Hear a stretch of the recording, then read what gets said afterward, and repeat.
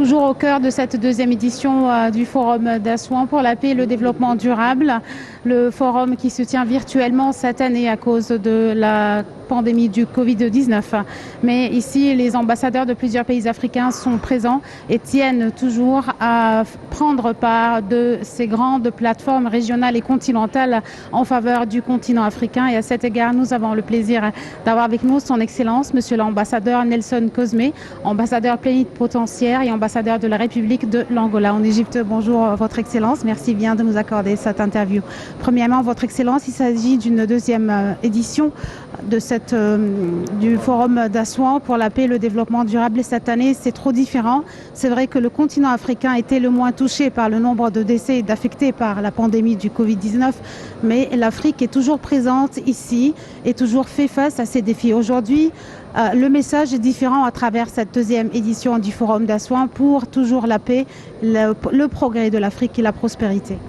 Oui, tout à fait. Encore une fois, nous remercions les autorités égyptiennes pour cette deuxième édition du Forum d'Assouan, paix et sécurité.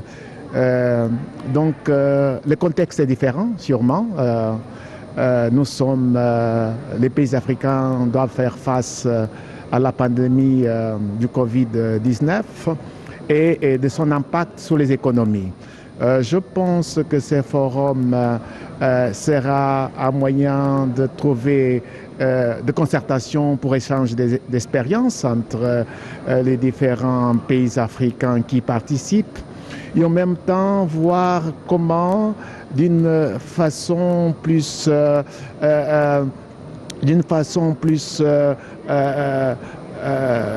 dans le cadre d'une plateforme africaine, nous pourrions donner des réponses aux différents défis auxquels l'Afrique fait face. L'Égypte a une grande expérience là-dessus. L'Égypte assure une leaderance dans le sens du partage de cette expérience. Et nous pensons que le moment est opportun, tenant compte également aux grands défis face aux conflits qui nous assistons un peu au niveau de certains pays africains, notamment les défis que nous voyons au pays de Sahel, notamment aussi dans les pays de l'Afrique centrale comme la République centrafricaine, la République démocratique du Congo. Donc, je pense que sans une approche globale et sans une approche africaine pour répondre à cette crise, disons, politique et qui parfois nous amène à des conflits armés, nous serons un peu démonis. Et voilà, je pense qu'une plateforme qui prétend répondre à ces questions, prétend réfléchir à ces questions, justement dans le cadre de l'agenda de l'Union africaine 2063.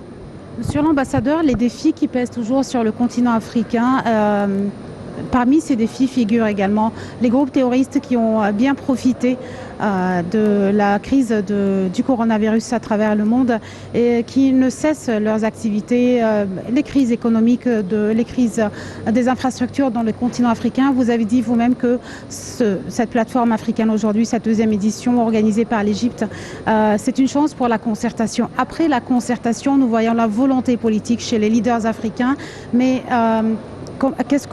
à quoi pourrait-on donc s'attendre? Je sais que c'est trop tôt puisque la première session n'a toujours pas été tenue, mais les leaders africains, les pays africains, amis, frères, tous ensemble, à quoi devra-t-on s'attendre? Moi, je pense que déjà que les pays puissent avoir une approche commune face au diagnostic qu'ils auront tiré, ça sera une bonne réponse.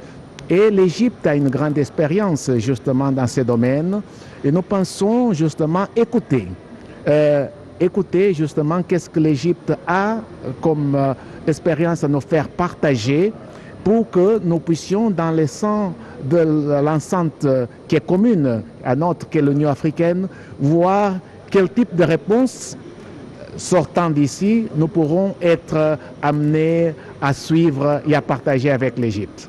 Merci beaucoup. Merci beaucoup de votre attention. Merci.